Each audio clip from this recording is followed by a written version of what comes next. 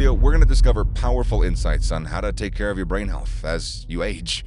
By following these simple steps, you can ensure that your mind remains sharp and functioning at its best. One important aspect is keeping your mind engaged and active. Engaging in activities like learning new things, playing games, or spending quality time with friends can improve stimulating challenges that keep your mind healthy and alert. I try and do a couple of things. First of all, when I was a kid, I had a little bit of a grunting tic. When I was 5 or 6, I would feel this buildup of tension in my throat, and I would do this grunting tic. If I get very tired, I start to do it still.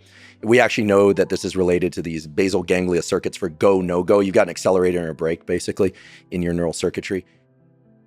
Exercise also plays a crucial role in brain health.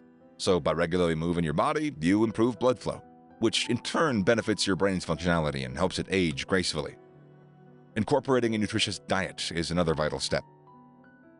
You know, the phrase three-dog night originates, three-dog night, that phrase originates because it used to be that people would sleep with 3 dogs in order to stay warm. Really? Yeah, actual animals. I never heard you need this 3 one. of them in order to stay warm. Yeah, animals used to be for work, not for pets. So eventually, now they're bred to basically be like there as little. It's like now, especially in New York, I feel like dogs are like it's like they're like an accessory. Yeah. Oh, yeah. Which I don't like because I'm a huge animal lover. I don't like Yeah. when people, because I need to see people take really good care of animals. When Yeah. I see animals that are badly taken care of, there's this part of me that wants to steal them. Yeah. And give them away Oh, to like the people guy's that, pushing the fucking dog in the stroller. Have you seen that? That's crazy. yeah, that's crazy. Oh, that's all New depriving an animal of Craziest its thing. ability It's the to walk. craziest thing. Yeah. Yeah. Homeless people actually are some of the best pet owners. Have you ever seen the way, like how obedient their pets can be compared to it's some of the rich people shocking. in major cities? Fucking the way pit bulls. the way that their dogs can't behave. They got these cavapoos that go crazy. Well, Yes. the cavapoos are pretty mellow, but whose dogs but- can't behave, I wonder. but you can also, but I do think Always on. people do like different biological shapes. People like different shapes. Foods rich in fruits, vegetables, and grains provide the essential nutrients that your brain needs to maintain its well-being. Adequate sleep is equally important. During sleep, your brain effectively eliminates harmful waste that could otherwise damage its cells, contributing to optimal brain health. Effectively managing stress is another key factor. When your stress levels are high, that can negatively impact your brain's performance. The short answer is the body has a huge and profound influence on our mind. And the reason is that we often talk about the brain and we think the brain.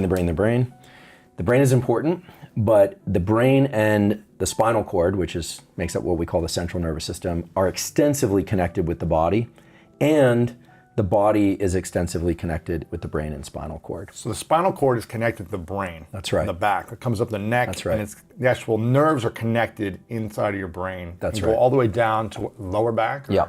Yeah, so basically we are a big tube, or our nervous system is a big tube. So your brain obviously is the thing that's shaped like more or less like this, and then the spinal cord extends off the back, and all that is housed in skull, except for 2 pieces of the brain, which are the eyes, which are actually 2 pieces of the brain that are outside the skull. The eyes are a part of the brain. They are absolutely a part of the brain. They are central nervous system. So it's eyes, brain, and spinal cord. They're all connected. They're all connected. So if you took that out of the body, let's say, they would all be connected That's in some right. way. They're contiguous, as we say. They're just one unit. They're one piece. That's right. And when sometimes they get challenged, people say the eyes aren't part of the brain. And, well, then that means that the spinal cord is part of the brain too. And I want to be really clear. This is not semantics. There is a genetic program that ensures that early in development, during the first trimester, when we were all in our mother's bellies, the retinas, the neural retinas and eyes were deliberately pushed out of the skull. And the reason you have those eyes outside your skull is so that you can evaluate things at a great distance from you, right? Because otherwise everything would have to be in contact with you. Other animals do this mainly using smell. We are very visually driven. So a lot of our genome is devoted to vision and understanding what's going on at a distance from us. And that's afforded us a huge evolutionary advantage. I'll have to pick 2. Let's do both then. Yeah, the 2 are movement. Really changed the way that I train and exercise to some extent. And actually my whole philosophy on what's possible in terms of training and how to incorporate it into a week in a way that really works to build strength and endurance and feel really good in one's body all the time And then the other one is relationships, which probably reflects my place in life, where I'm 47 now. I've chosen to delay having a family, but that's a primary focus. But also having done a lot of personal work, toward my mid 40s, I thought I was quote unquote there. And then realizing that it's a trap door. It's a trap door. And then realizing that I guess here again, I'll use language that Paul uses, which is that there were some unresolved core conflicts. And this idea of core conflicts is really, I think, the most appropriate way to put the important psychological stuff that people need to work through. Everyone has them.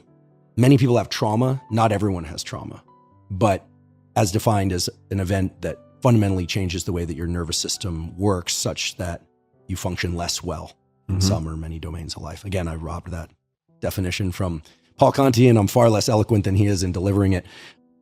But realizing that there's still some core conflicts that I needed to resolve, and I'm going whole hog on that, and it's been interesting to say the least.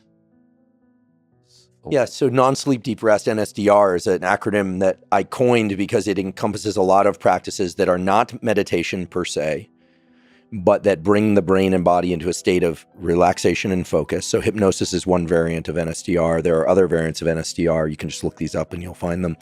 And I think that they've caught on, and that the CEO of Google is an avid practitioner of NSDR, because it has this amazing ability to reset your energy levels and focus. Whereas with meditation, many people find meditation hard. And part of the reason they find it hard is that it requires focus. NSDR is a state which is very calm and relaxing. You don't have to work too hard. You're just listening to a script. Whereas most forms of meditation, not all, but most forms of meditation involve cranking up the activity in your prefrontal cortex and trying to see your thoughts as opposed to thinking your thoughts, or focus on your breath, but then third personing yourself in some respect. And that's work. And so many people who meditate quite intensely feel more exhausted. Now, that doesn't mean that meditation doesn't have any utility, but it's distinctly different than NSDR. And I think that people are working, certainly the CEO of Google, I have to imagine, is working very hard and using his forebrain. If he's going to have 20 or 30 minutes to take a break, he should, and I think this is what he's doing, he should go out for a jog and not listen to anything and just kind of let his mind wander, or sit there in a chair and just zone out, or do NSDR. The problem is people are not that good at shifting states. We are all actually pretty good at, even people with severe ADHD, we did an episode about this, can become hyper-focused on things that they actually enjoy.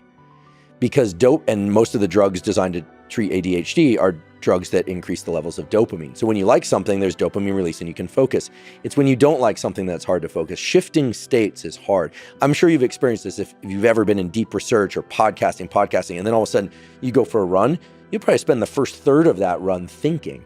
And then in the middle third, you're kind of, that thinking is fractured a bit. And then in the final third is where you finally get to relax, because the brain doesn't shift states very quickly. We can go from sleep to wakefulness quickly. We can go from wakefulness to sleep quickly, but we don't shift between different states of consciousness like a step function, except in rare cases, right? Fear is one.